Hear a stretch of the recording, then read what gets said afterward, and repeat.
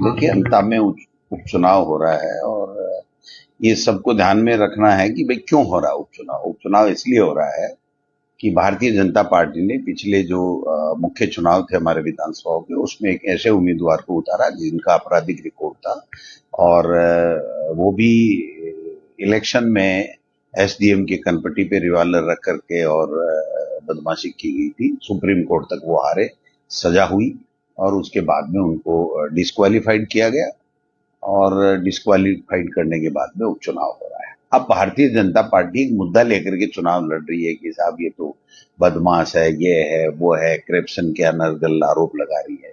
पहली बात तो ये है कि प्रमोद जैन भाया के इस मेन चुनाव तक, जब तक बीजेपी का राज नहीं है, 107-16 का इस तरह सा नहीं, एक भी मुकदमा नहीं।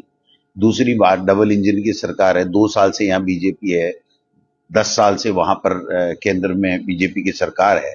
अगर एक भी आरोप होता तो कोई जांच होती, कोई बात होती, कोई एफआईआर होती, सारी की सारे अनर्गल केवल इस 2.25 साल में राजनीतिक साजिश के तहत दुर्भावना वश जो है वो मुकदमे लगाए गए। प्रमोद जैन भाया जी ने और कांग्रेस पार्टी ने पिछले 5 साल में ऐतिहासिक विकास के काम किए, सब लोग चाहते हैं।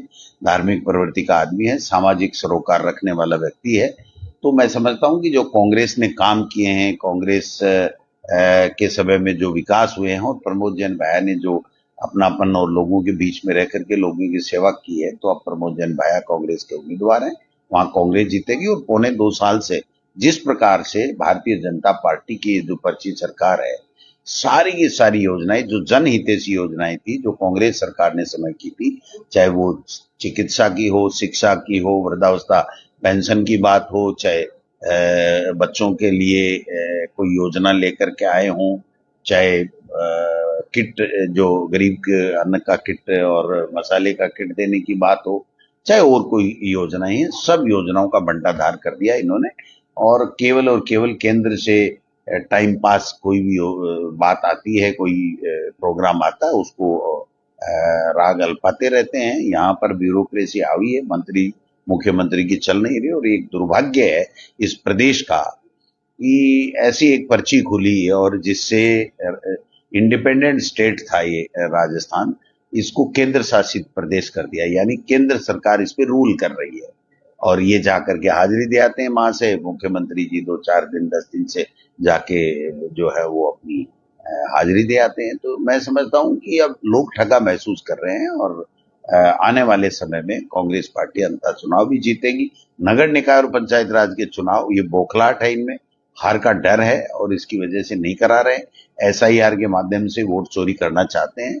हम लोग पूरी तरीके से पहरेदारी कर रहे हैं, इनको वोट चोरी भी नहीं करने देंगे।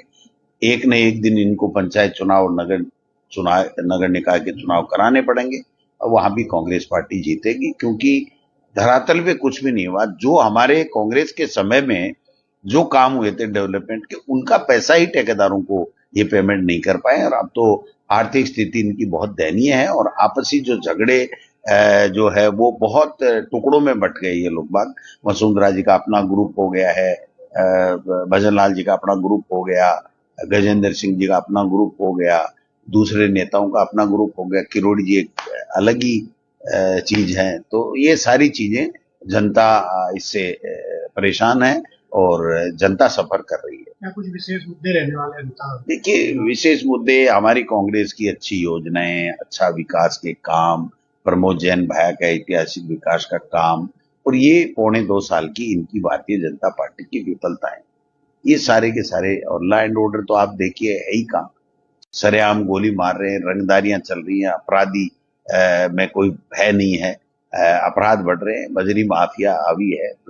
अब तो ब्यूरोक्रेसी माफिया और हो गया यहाँ पर राजस्थान में कि पहले कमीशन लेकर के अधिकारी काम करते थे, अब तो जब समय आ गया कि उसमें हिस्सा मांग रहे हैं, किसी भी काम में कोई भी पूंजीपति उद्योगपति आता है तो वो पार्टनरशिप मांगते हैं। इससे बड़ा और क्या भ्रष्टाचार हो सकता है। निर्दलीय प्रत्याशी जो है वो ये कह रहे हैं कि मुझे धमकियां मिल रही है कांग्रेस प्रत्याशी की तरफ।